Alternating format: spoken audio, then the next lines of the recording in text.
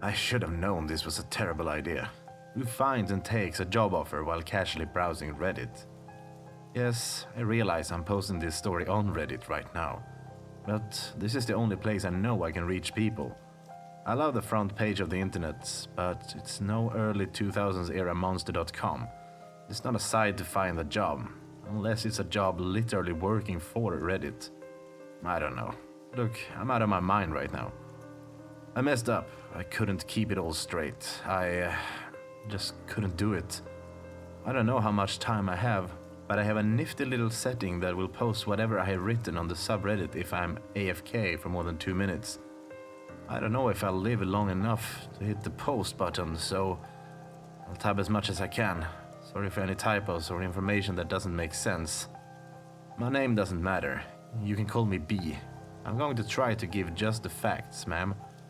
Again, forgive me if my words came out looking like the Conspiracy Charlie meme from Always Sunny. I love all things media, radio specifically, radio talk more specifically.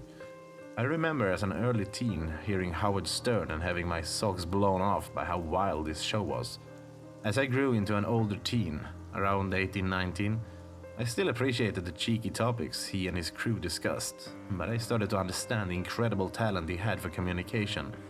And honestly, I think his movie displayed how he decided to be truthful to his audience all the time, even if it hurt. He also did write the movie, so, well, take it for what it is, but I believe him. I say all that to say I wanted to work in some kind of radio format. Sirius was just in its infancy, soon to be catapulted into the mainstream by Howard. And the podcast era was also picking up steam. I didn't want to be on the air, I wanted to produce or write. And do segments, research, things of that nature. I also loved scary stories, which had a great home on certain programs online and radio. And this will come into play soon. I got a half-ride scholarship to Central Michigan University to their communications program. Exactly what I was looking for. I don't know how many programs I applied to or how many my parents helped me apply for, but this was the one that took me. Never heard of the school, much less the state. Fire up the chips, I guess. Don't mistake my lack of excitement for not appreciating what I received. I had a blast every day for 4 years. I was lucky enough to pair up with some great dudes. Not the party types, just like me. We drank and had fun, sure, but not in the dude bro way that so many campuses are full of. All 3 of us are still friends to this day. I hope no one has to tell them to come to my funeral. After earning my bachelor's degree in communications, I had the same question as nearly every college grad does. Now what? At the time, this degree was as useful as a gender studies degree. Kidding. Don't cancel me. I'm sure I'm way ahead of you on that one. Permanent cancellation. I toiled away, working on my craft. What I lacked in experience, I made up for with raw determination. I wanted to be the best at what I did, whatever that may be. I had a part-time gig producing some college radio shows while I was finishing my degree. Everyone in the field knows how unremarkable these late-night shifts can be. I loved it though. It gave me a chance to feel like I was the Baba Booey to whatever Kmart version of Howard Stern was spinning records on any given night. I eventually moved on to some TV sports, production assistant jobs, and even working on a locally Emmy-nominated nature show on PBS. It was a blast. After not winning, I fell into a slog. Throughout my early career in media, I never forgot my love of scary stories. I always loved programs on urban legends, movies about monsters and reading supposedly true ghost encounters. At this time, about 2012 or so, I found the term CREEPYPASTA, which was becoming all the rage on Reddit and beyond. And that's what I wanted to do. Write, produce, and/or narrate these incredible stories about tall, scary killers and preteen psychopaths. I did a bit of work creating and producing YouTube videos for some early adapters of this medium. This failed to actually pay the bills though, and I was forced to really work for a living. I held down some menial delivery jobs, boring security shifts, and telemarketing scams. This is where the random browsing of Reddit one night changed my life. I don't know how I found myself on this subreddit. I was just there. I go through a lot of scary story / creepypasta subreddits. I'm sure it was just on my recommended feed. The title hit me between the eyes like a sledgehammer. Want to earn money narrating creepypastas? Well, of course I do. There was no text in the preview, so I clicked on the title. The subreddit was called Enigma Reads. Hello and welcome to Enigma Reads. I'll tell you this now, that upon further investigation, this subreddit did not have any other posts or interactions. I did not know this at the time. We are looking for exciting narrators to read spooky stories. They will range from all corners of the dark, creepypastas, urban myth, true and uncanny. Is this something that interests you, Scary Gary? Well, then let's get started. There are just a few rules you must follow. These rules are non-negotiable. I knew this was coming, the dreaded rules. Creepypasta channels, I'll give it a go. First rule, you must start recording at 11:59 p.m., whichever respectable time zone you reside in. Second rule, stories will be emailed to you. All stories will have a read receipt attached. You must acknowledge you have read the entire entry. Pay no attention to the address they are sent from. It will not be from the same email every time. Rule 3. Submit the recording to enigma123457890 at enigmareads.nnet with the story title in the subject line. Okay, that's a little strange. Most corporate emails are not that convoluted. I for sure don't have a .net address with 2 N's. I hate to say I recognize a small red flag raising, but damn it, I was intrigued. Fourth rule, be sure to have 12 red roses near you while narrating. They don't have to be fresh cut per se, but should be purchased the day of the recording. What? Fifth rule, if you hear a single or triple knock at the door at any time during your narration, stop recording immediately. Politely say, "Thank you," and walk around your home for 2 to 5 minutes. It should be safe to resume narration soon after. Just make sure the roses are still alive. Side note, do not answer the door if/when you hear the 3 knocks. Also follow the same instructions if you hear a cat meow. Number 6, compensation will be mailed to a P.O. box 1 week after the story has been submitted to Enigma Reads. If you are accepted, we will send it to a P.O. near the area you live in. Rule 7, if you find a yellow rose. What the fuck is with the roses? In the P.O. box with your payment. Expect another story submission to be mailed by the end of the business day. If you find a black rose, you must relocate and never narrate again. Okay, I'm done. I shut my laptop screen down and shoved off my chair. I was more embarrassed than anything that I lasted that long into what was clearly a troll shitpost. How stupid. I was so blind to wanting a narration job, I ignored all the insane rules until the silliness factor hit 100%. I sat back and actually had a nice laugh to myself. "Oh, B," I said. "You got guts, that's all, man. Let's put on some mindless Minecraft. Let's play to soothe your ego." Then I read rule number 8. Rule number 8. Do not ignore this. We all live by the rules. You were meant for this. Follow the rules, B. Have fun. Why did it say follow the rules, B? My first name starts with the letter B. There's no way that could be meant for me specifically. It could be a mistake, or it could be meant for me. I sent my application and information to the email address. 4 weeks later. The clock face stares at me as I stare at it. 11:58. 11:59. Record. Only 15 minutes later, and I have finished the narration of my first story. I'll have to go back and do some light editing, but right now I'm satisfied. It was a safe story about the main character traversing a weird haunted house. The house starts speaking to him, he gets sucked in, makes mistakes, gets swallowed by the resident spirits. Not a story that would win any Peabodys, but still a well-written story. It was the first one sent to me after I submitted my application. After 4 weeks, I'd almost forgotten about the whole ordeal. I was happy to be accepted to read a story. After making some minor tweaks, I submitted it to the strange email. I guess there's nothing left to do but go on with my life. I wasn't afraid about following the rules. I followed them all as far as I could tell. Dear participant, thank you. Check P.O. Box, redacted, for your payment. Nice. Once I grab the check, I will officially be a professional creepypasta narrator. If you get paid for something, that makes you a professional. Small victory, hopefully the first of many.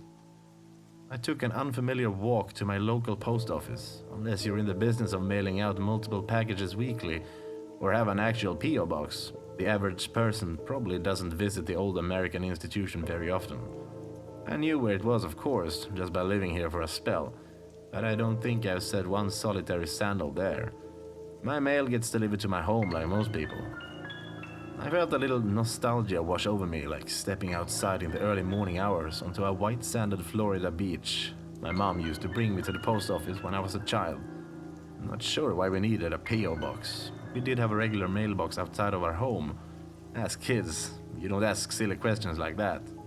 I haven't felt the little satisfaction of having your own key that opens your own little package portal since then. Number 222. That's the box that had been assigned to me. I'm not into numerology or anything, but I do appreciate aesthetically pleasing patterns like this. 3 of the same number repeatedly. Lovely. As soon as my government-issued bronze key makes contact with the lock, I feel a rising panic. The rules. Shit. I forgot that I'm supposed to be looking for something beside the payment. I looked at my phone, hoping to have saved that Reddit post. Why didn't I save it? After I just got my heart back down to maybe 160 from 190 BPM, I decided I had to either open it or just leave. Here we go. An envelope, no rose, no flower. I didn't think the rules said anything about not seeing any rose. I'm not sure, although I wish I was. I shakily opened the envelope. It wasn't sealed, just tucked in like you would do if you gave a birthday card to a friend. A small eggshell-colored index card was inside. I saw green also, but I wanted to read what the card had to say. Enclosed is payment to, redacted, in the amount of $500 for story number 1, based on the agreed-upon rate of .0 cents US dollar for every word upon acceptance. Great working with you, and I hope we do it again soon. Ta-ta.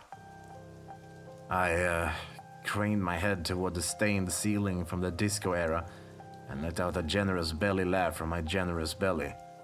This has been a goof. It's real, I mean, but it was just a cheeky game like all internet shit now. There are no roses or knocks or witches or black cats. You know what? I appreciate the theater. Oh man, my journal will love this post. And I got a cool $500 for the story. Come to think of it though, I don't remember the agreed upon rate. This seems above standard, but well, I'll take it. Hopefully I can do it again.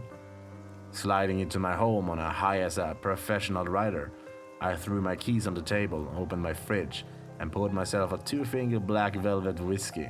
Nothing but the best second shelf liquor to celebrate my entry into the world of creepypastas. As fast as I downed the brown liquid, I dropped the, thankfully, plastic cup onto the ground, spilling ice everywhere. A solitary yellow rose was on my dining room table. A note accompanied the rose, rubber banded around the stem, written in crayon, disturbing. We should have mentioned that the rules are somewhat fluid. The rose could be anywhere, not just in the P.O. box. Sometimes our benefactors want them inside of the home. Don't fret, nothing was touched and we locked up afterwards. Great story. Check your email for the next one. My head was spinning, not helped by the generous helping of Canadian whiskey I just downed. I have to sit down. What just happened? Someone was in my fucking house. I need another drink. After 1 or 7 more drinks, I stayed focused on the most beautiful, fullest rose I've ever seen, yellow or otherwise. I picked my phone up from its face-down position beside me on the couch. From storyfan@creepy.com. Subject: new story. I read the synopsis of the story with glazed eyes. A generic ripoff of a Slenderman-style story. Kids go missing in a summer camp. Creepy tall guy sighted, blah blah blah. I hunched forward, head in hands. How can I get over the fact that someone or something was in my home? I didn't feel like I was in danger, but I didn't like what was happening either. I did get a very real $500 though. I'm on my way to buy a dozen red roses.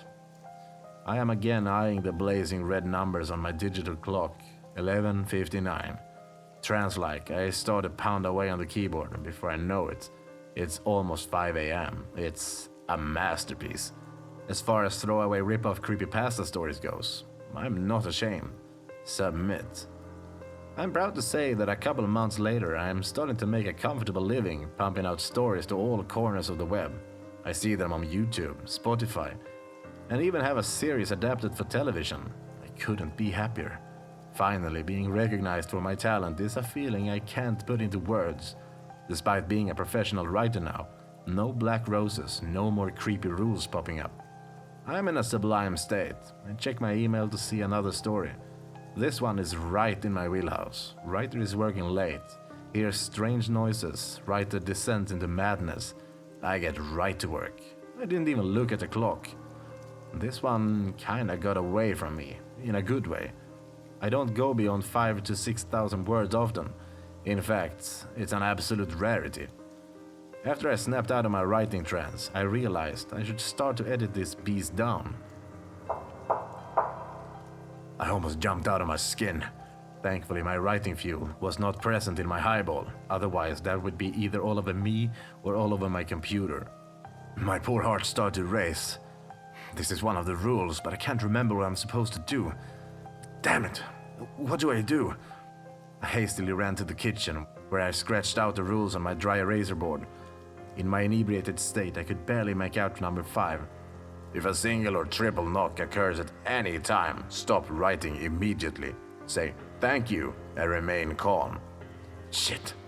Thank goodness I was in some kind of sober mindset to write that out. Thank you, I said, sheepishly into the ether. No response, of course. I looked left, I looked right, and nothing. No specters, no demons. Good thing I've been following the rules. Silly to think these are actually real, but what's been working has been working, so I'm not going to chance it now. I plan on making my retirement on this gig. I wake up in pain, not unfamiliar pain. Self-induced. I'll recover. I always do. Thankfully, it's an amazing 90 degrees out, perfect for recovering from the night before, at least for me. I'll commence my hangover rituals. Take a walk, sweat it out, get some caffeine, and destroy something greasy. Preferably a Carl Jr.'s burger. And that's what I did. Now, wouldn't you know it? I was feeling back to normal by the time I reached the post office. P.O. Box 222. This one will be a nice payday. That last story I submitted was well over 10,000 words. As I opened the box, I saw black, no light, and certainly no envelope containing cash or check. I had to shake my head and try to come back to reality. I'm feeling okay, but still hungover. I must not see this right. I wasn't. I saw black because there was the largest black rose facing me that anyone has ever seen. I don't even know if this was truly a rose. The petals were at least double the size of a normal rose. For some dumb reason, I leaned in. I smelled it. It smelled great. It was real. The well-known phrase entered my mind. Stop and smell the roses. At that moment, I understood. I didn't understand, but I understood. Enjoy what you have. Be a good person. Fuck. I wish I was a better person. Wasting my life writing silly stories and not enjoying loved ones. Not enjoying everything. Not enjoying anything. There was a tiny note underneath the black rose. As I grabbed the rose, I felt a slight sting in my left hand. Warmth fills me, a liquid pain. Beneath the bloodstains, I could unfortunately read what the note said. Follow the rules. My skin turned ice cold. My brain shifted into 7th gear. I followed every rule. I put forth an honest effort. I wasn't trying to deceive anyone or anything. I was starting to get hyper. Tears were effortlessly falling down from my eyes. At this point, I knew the final chapter was being written in front of me. I still don't understand. I said thank you. I stopped. What else do you maniacs want? My visceral caveman pleas were met by no reply. I was embarrassed to have lost my composure like that. I painfully straightened up, squared my shoulders, and lifted my chin up. I'm going to walk home. I'm going to walk home and accept whatever is waiting for me like a man. I wasn't even fazed when I saw my door was ajar. I threw my keys on the table. I took one step towards the drawer above the sink where I keep my liquor, but stopped. For once, I won't have to imbibe to hide my pain. I'm ready to take it. I instead filled a dirty cup in the dish with fresh cold water. After a generous drink, I spoke to whatever was behind me. Why? Sometimes good things happen to bad people. Sometimes bad things happen to good people. Some rules are made to be broken. Most are made to follow. You will be remembered though. Not many can say that.